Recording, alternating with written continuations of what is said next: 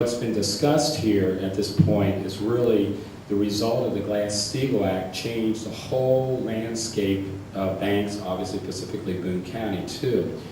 Prior to 1985, there was actually 17 community banks in northern Kentucky, specifically Boone, Kent, and Campbell. Pretty good number for Boone if you think what we just said. So we had a really good presence here in Boone County. So then by 1990, I think we were talking about this, and I was talking about this the other night. By 1990, there was one bank left of the 17 that was not bought out. And it was in Boone County. Does anybody know what that bank was? Hebron Deposit. Hebron Deposit was the only bank that was left after we went through this whole process. Well, one of the banks that was bought out was, of course, Boone State Bank. And that's the bank actually, technically, I worked for. What happened is when Fifth Third, and I apologize, I'm jumping a little bit here, when Fifth Third bought our bank, American National Bank, which was the first bank actually was bought in all of northern Kentucky, once these banking laws changed, as Dennis mentioned. They also bought the Boone State Bank. And then at another point, they bought the First Security Bank, which is down in Covington, if anybody remembers that bank, down by the old John G. Carlisle School, right across the street building. So there's a beautiful building. So the reason banks did that at the time was because they could not branch in the counties at the time, before 1990. So they had to buy banks in each county, and then they eventually put them together. You couldn't even make a deposit in another county until after this law took place in 1990. So there's a lot of this stuff going on. So back to Boone State Bank, and a lot of you all probably know, maybe you don't, about the history of Boone State real quick, is that it originally was what bank? Does anybody remember what bank it was? We were talking about this. Of course, we know it's a Citizens Bank, which is actually was found, and I didn't know this until tonight. They called it Grant, Kentucky, which is actually the Bellevue Bottoms. Bruce, is that? That's right. Yeah. So that bank actually, I looked it up on the FDIC website, was roughly early 1900s. So the bank down there in Bellevue Bottoms is now part of the Bank of Kentucky. So I'm going forwards and backwards here real quick, but there's this, so how that happened is that Mr. Durr, R.C. Durr, purchased the bank roughly in 1970, I believe 71. It was the first year of operation, and then he changed the name to the Boone State Bank. Well, Mr. Durr and R.C. Durr, Biscayne, and then Bob Zapp, who is now the president of our bank, were involved with that bank. Of course, Mr. Durr and Mr. Kane were directors. Bob Zapp was actually the head of the commercial lending department. And at some point, when we went through all these changes with the landscape, as we said, we had 17 community banks. And like Dennis was saying, the personal, that was really what banking is, and still is really today. It's about that personal trust, feeling that comfort, because let's face it, most of the assets that we have, deposits I should say, that we have are obviously lent out. So it's still, if everybody decided to pull all their money out of the bank, one day we have a bank run and all that. So it's still all about trust. Well, after they had sold the bank, Mr. Durr, Mr. Kane, and then Bob Zapp, they decided, the community's lacking a community bank. I mean, they're all gone pretty much, other than Hebron Deposit, as we mentioned. So I believe, if I'm not mistaken, there had not been a bank chartered for 75 years in this area. So the Boone State Bank, which is right here, was officially opened on August the 1st, 1990. I think we raised roughly $7 million in capital at the time. And again, Mr. Durr, Mr. Kane, and Bob Zapp started this bank. This, of course, is on Burlington Pike, and some of you all probably remember. It's just back up here towards Florence on the right-hand side. It's not even quite a mile from where we're sitting at tonight, and that's where it all started. After everybody had left Boone State Bank pretty much to start the Bank of Boone County, I was still over at Boone State Bank. I worked on Mall Road as well. They moved me from Campbell County to Boone County. And actually I worked in the Florence Mall. I worked actually in Sears. If you all remember, Sears opened before the mall opened. And I actually worked at Sears prior to the mall opening. So all that. And you mentioned one little quick thing that's interesting. You mentioned the Florence drive-thru. this sounds funny to me, but that was my mom and dad's first date, was at the Florence drive-in, and they came from Pendleton County, which I can't imagine coming from Pendleton County to come to the Florence drive-through, but they did. So that was my little thing about the Florence Plaza, or excuse me, Florence drive-in. So, you know, here we are. I know I'm drawing short on time already. We started this bank because we felt like there was a need in the community for this bank. Okay. And I can quickly run through a couple of the slides here, kind of showing you where we're at today.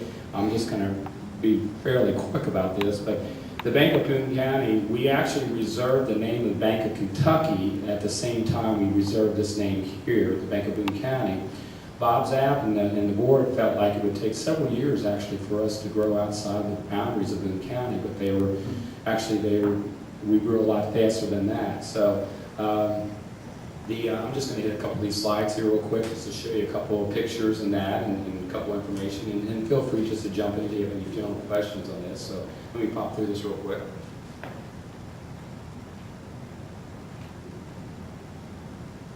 There's of course, is the building today as it stands. That's obviously one of our largest offices today.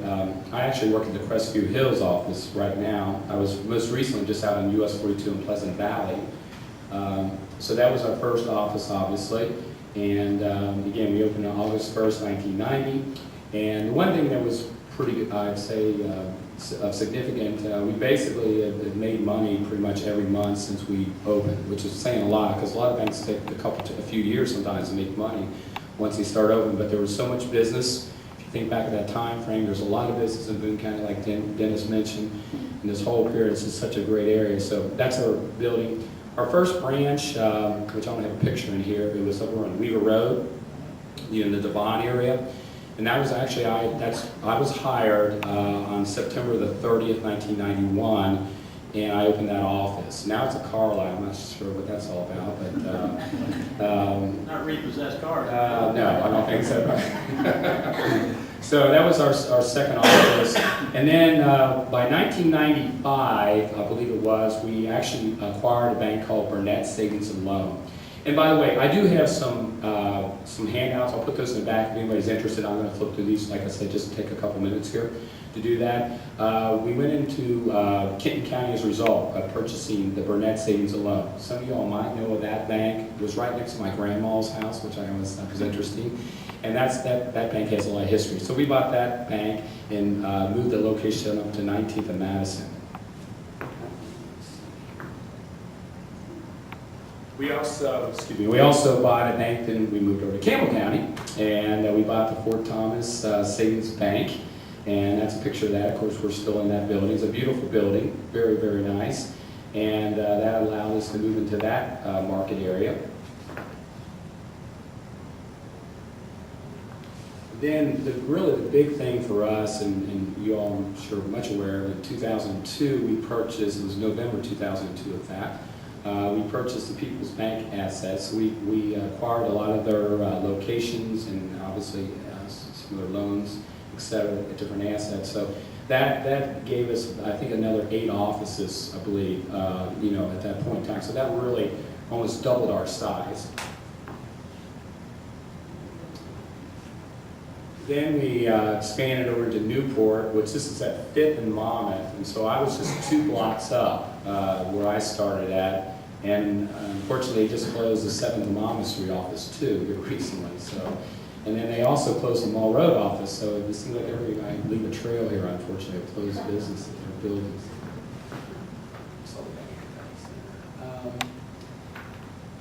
2006, we hit $1 billion, which was big for us, to say the least. Then we purchased a one-unit bank, if you will, called, it was a bank in Northern Kentucky. It's in Fort Mitchell, right next to the Montgomery Inn. I worked out of that building for a while. That's a beautiful building as well. We got some different offices in there. Big thing for us, we're almost there, 2000, is NASDAQ. We were listed on NASDAQ, which is huge for us, and that was the same word, with our success came that. Then Integra Bank, which some of you all may or may not know, we bought some of their offices, quote again, their assets, deposits as well. and that allowed us to get into the Gallatin County market. That was one big thing. More into Grant County. We expanded in Grant County.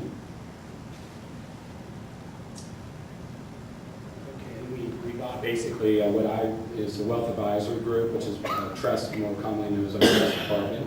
And we picked up that bank, that entity a few years ago, 4 years ago.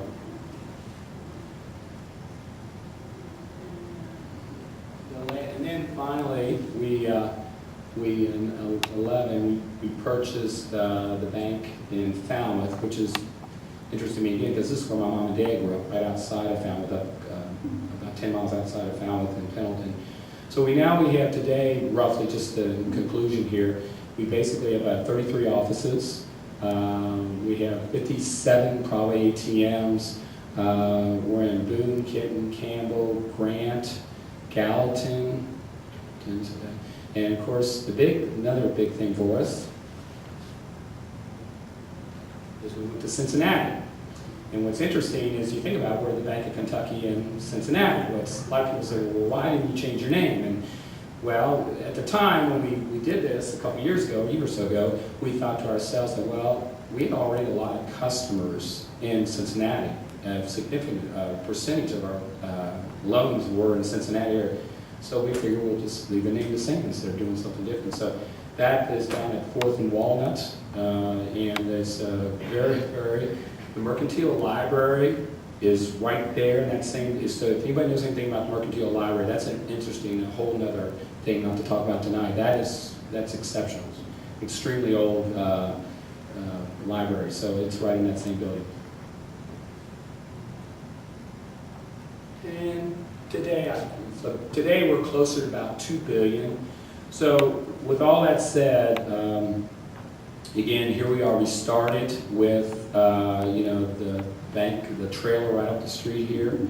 We had, like I said, $7 million, and now we're $2 billion. And the basis, a lot of our success is and will continue to be because of Boone County and what we've established. This is our foundation of this institution is Boone County. So I appreciate everyone's every time, and if you want to ask me questions later on, or I'll stick around, of course, and get on to the next speaker then, right? Thank you.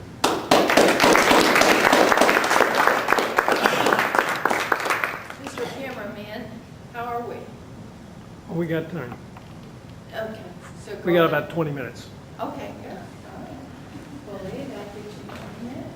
And then you can, and that Steve has told our speakers that when we get to the time where his 60-minute tape is just about finished, we'll give him a minute to change tapes, because we don't want to lose any of this information. And this will be, as we've told you before, they'll be on in the local history section of the library here. Thank you.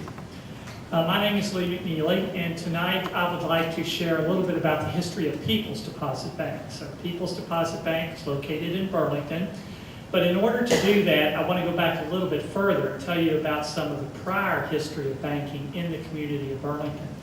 The first bank that opened in Burlington was called the Bank of Burlington, appropriately enough. It opened in 1818, and there's not a lot known about that bank. They did, one of the interesting things is they issued their own currency. So in the back on this end table here, in one of the framed pictures, you'll see a couple of $3 bills that were actually issued by the Bank of Burlington. So at that time, I guess it wasn't that unusual for banks to issue their own currency. Not really sure where that bank was located. Couldn't find anything that gave a good idea of where the Bank of Burlington actually, where their office